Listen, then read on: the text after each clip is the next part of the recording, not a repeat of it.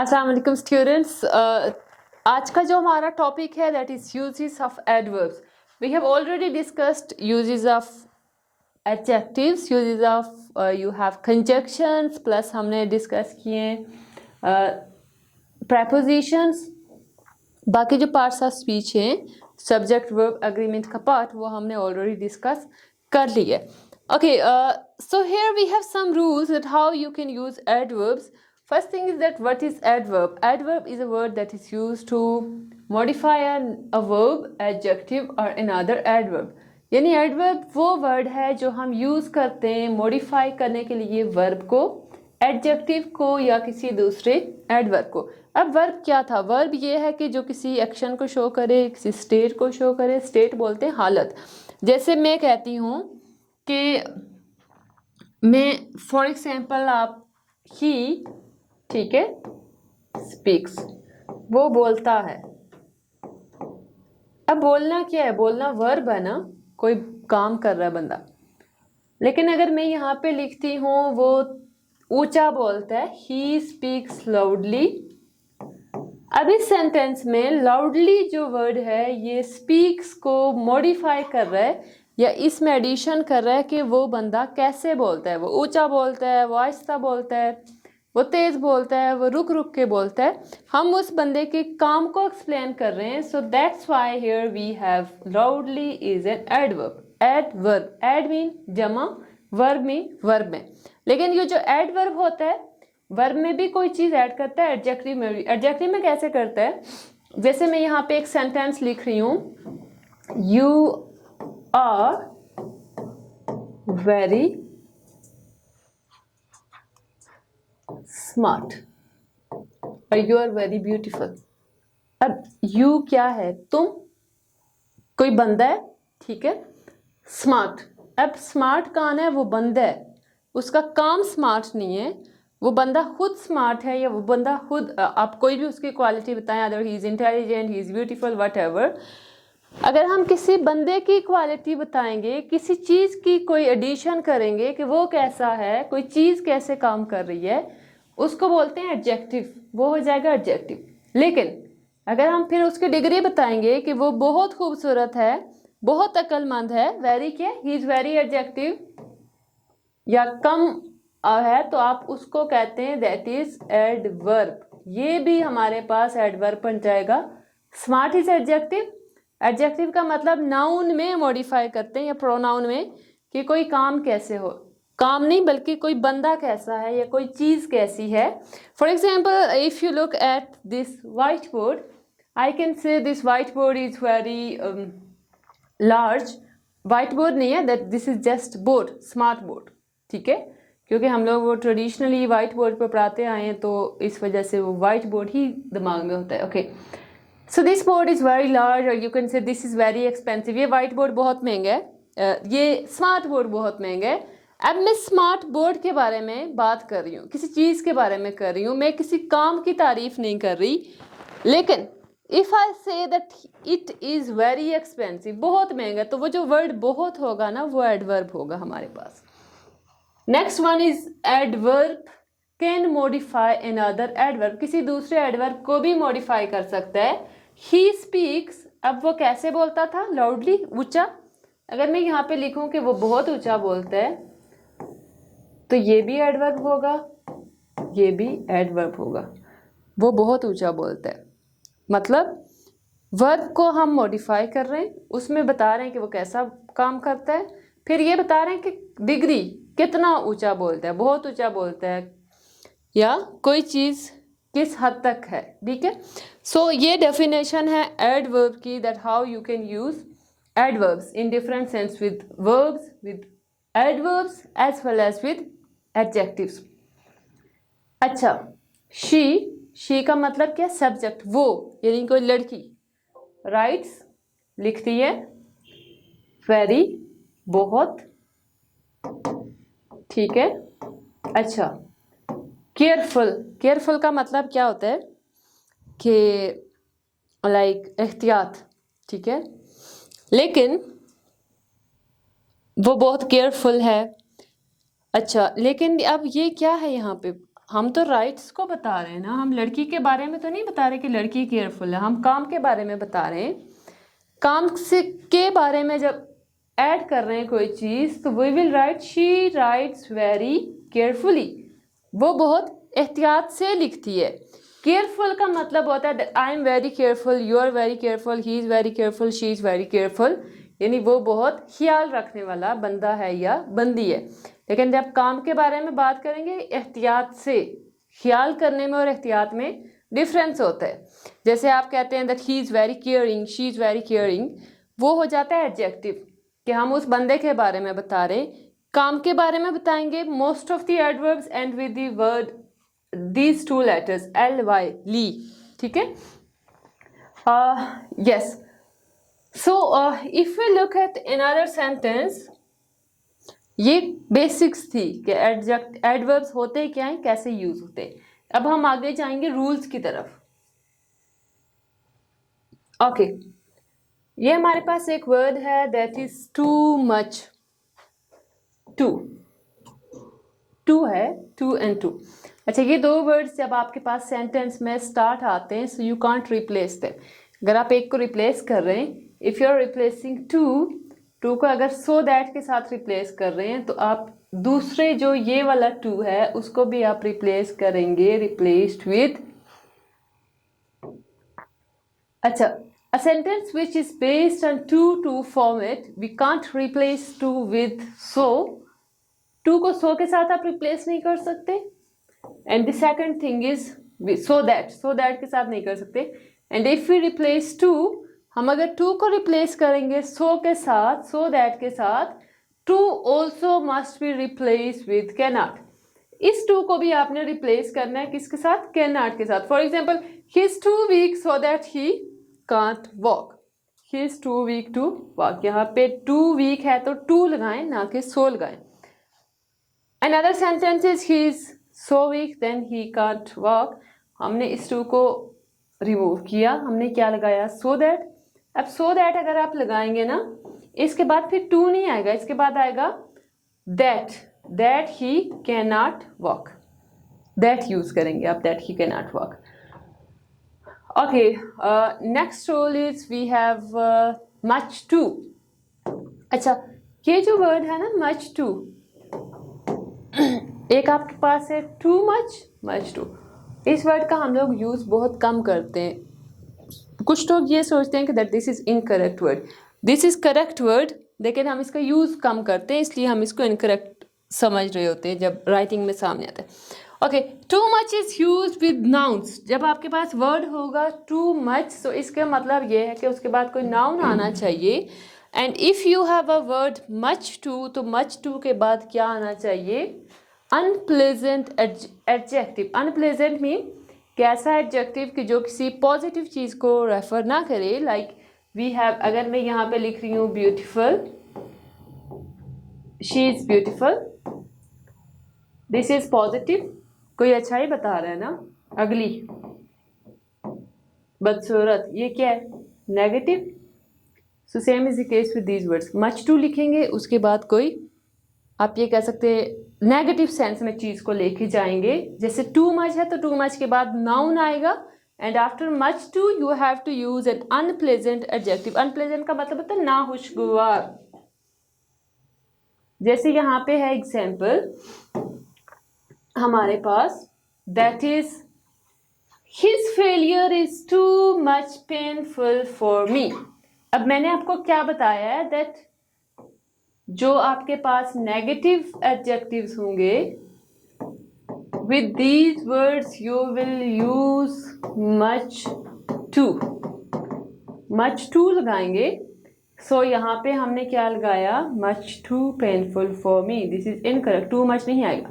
Okay, his wife's rude behaviour gives him much too pen.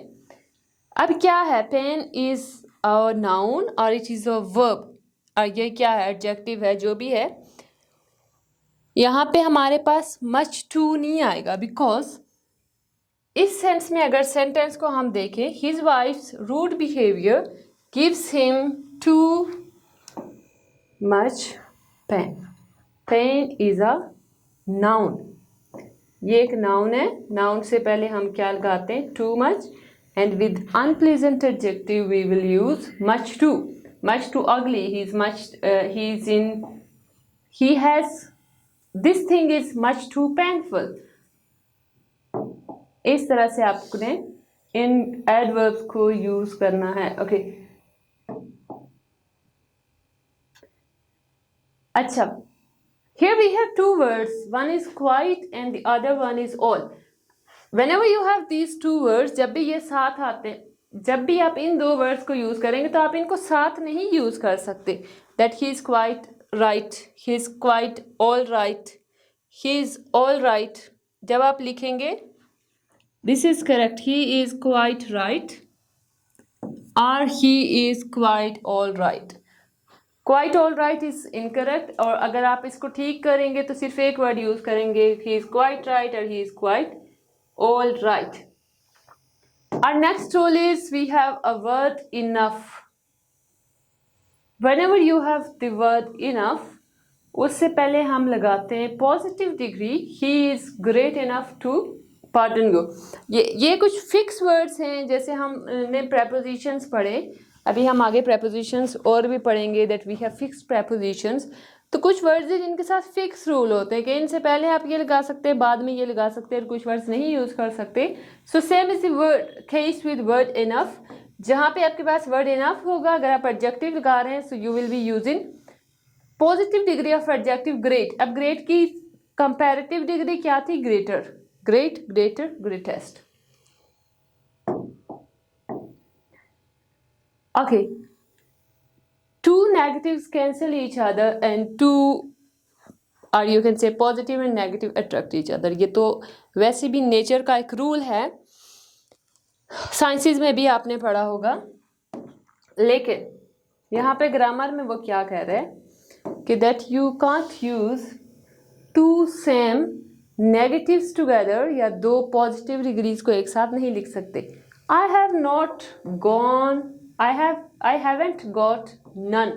I haven't got का मतलब क्या है कि मुझे नहीं मिला। none का मतलब भी ये है कि कुछ भी नहीं, लेकिन ऑब्वियसली ये भी नेगेटिव है, ये भी नेगेटिव है, इसका मतलब है ये कैंसिल कर देंगे एक दूसरे को। I have not got any, यहाँ पे आप क्या लगाएंगे, any लगाएंगे, none को नहीं लगाएंगे। या अगर आप ये कहते हैं कि I haven't got, I have got any, ये भी गलत होगा। I have got any के मुझे, I have got any, मुझे any मतलब कुछ भी मुझे मिला, ये इनकरेक्ट होगा। यहाँ पे आप I haven't got, I have got, आप none लगा सकते हैं, any नहीं लगा सकते, any इसके साथ कैंसिल हो जाएगा। ये कुछ वर्ड्स है हमारे पास। अच्छा, and the second thing is any जो है, आपने ये नेक्स्ट उसमें देखना है कि any क्या ये सिंगुलर है या ये हमारे पास प्लूरल है। The word at present, ये two words हैं, one is presently, other one is shortly, and the last one is we have at present। अच्छा, at present का मतलब होता है at this time, अभी जो काम हो रहा है। presently का मतलब होता है shortly, ठीक है।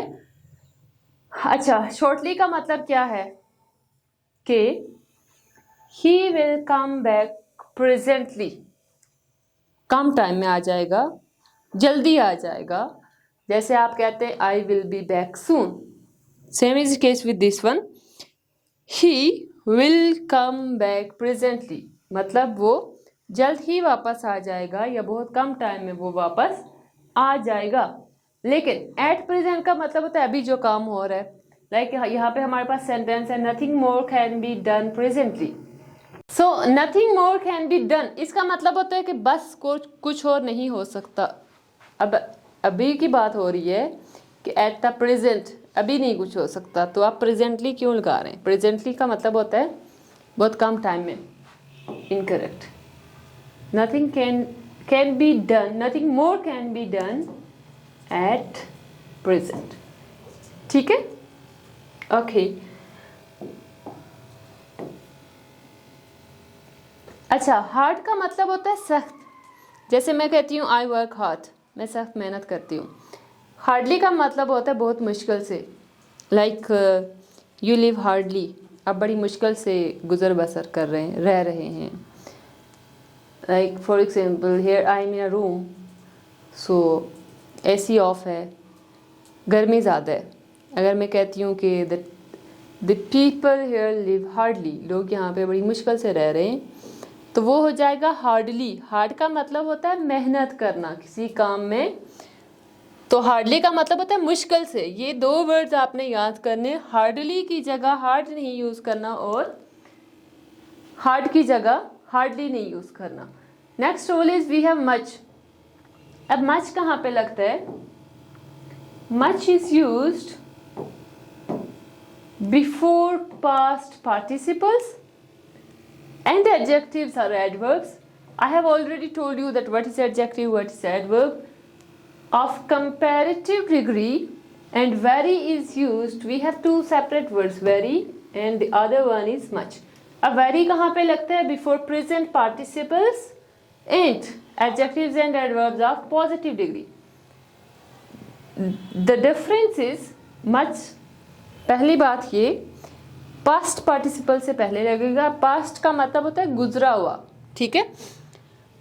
Second thing is before comparative degree, adverbs या एडजेक्टिव की कंपैरेटिव डिग्री से पहले लगेगा। वेरी का अगर बात करें, वेरी प्रेजेंट पार्टिसिपल से पहले लगेगा और ये पॉजिटिव डिग्री से पहले लगेगा। The news is much surprising. अब न्यूज सरप्राइजिंग है, इसका मतलब ये है that this is present tense. अब प्रेजेंट टेंस की बात हो रही है ना, न्यूज़ अभी सरप्राइजिंग है, थी नहीं। अगर थी होती we will be using much यहाँ पे, इसलिए हम लोग मच को रिमूव करेंगे and the correct sentence is the news is very surprising. News surprising है, थी, we will use much. Okay, the next is I was very surprised at hearing the news. I was mean था, तो हम क्या लगाएंगे? much. I was much surprised at hearing the news. Past की बात हो रही है, much, प्रेजेंट की बात हो रही है, so you will be using very. Same sentence है, हार्डली यूज होता है, यानी बहुत मुश्किल से। Hard mean it's a hard job, ये बहुत सख्त जॉब है, ठीक है।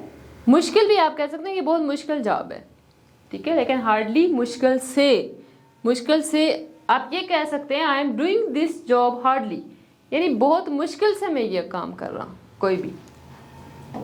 अच्छा, वी हैव अ वर्ड अगो। अगो का मतलब क्या होता है? पहले। ये वर्ड है आपके पास गो, इट मीन्स कि पहले। जब भी आपके पास ये वर्ड आएगा तो remember one thing that whenever you have this word, this is past tense. पहले ओबियसली पास्ट में यूज होता है, पास्ट सिंपल टेंस में आपने ये वर्ड यूज करना है, और past indefinite tense that he has come. अब हैज कम क्या है? This is present perfect tense, he has come a month ago. और हमने रूल क्या पढ़ा है कि the word ago is used in past simple tense. Past simple tense की पहचान क्या थी? एक तो उसमें अलफ या याद है उर्दू सेंटेंसेस के अंत पे, और you will be using second form of verb in positive sentences, जैसे come is first form, came is second form and come again is third form of verb. So he came a month ago, ये आप लिखेंगे, and has come is incorrect. Same we have at present, at this moment, and it is used with present tense, whereas presently and shortly are used for future action and generally used with future indefinite tense. आपके पास जो words हैं presently, shortly, इनका मतलब ये होता है कि कम time में, अभी, जल्दी। तो obviously वो आप कब यूज़ करते हैं? फ्यूचर टेंस के मैं अभी आऊँगा, अभी आया, अगर आप ये भी कहते हैं, या मैं at presently he is in the room. अब प्रेजेंटली का मतलब है कि जल्दी आप आएंगे, ये नहीं कि आप यहाँ पे हैं। एट प्रेजेंट मीन कि अभी जो काम हो रहा है, he is in the room. At present, अभी he is in the room, वो रूम में है। अगर आप ये कहते हैं कि मैं जल्दी आऊँगा, presently I will be here, shortly यानी जल्दी मैं यहाँ पे आऊँगा। ओके, उसके बाद वर्ड है आपके पास, you have early and soon. Early का मतलब ये होता है जल्दी, सून का मतलब भी जल्दी है। सो इन वर्ड्स में डिफरेंस क्या हो सकता है, आप बताएं काशान, क्या डिफरेंस है अर्ली और सून में? अच्छा ठीक है, काशान कह रहे हैं कि अर्ली का मतलब होता है जल्दी और सून का मतलब होता है जल्दी, और इनमें कोई डिफरेंस नहीं है। ओके, आपके पास जो वर्ड है ना अर्ली, इसका मतलब ये है, ये आपके पास एक कोई पॉइंट है, सपोज मैं लिखती हूँ 2 बजे, 2 PM,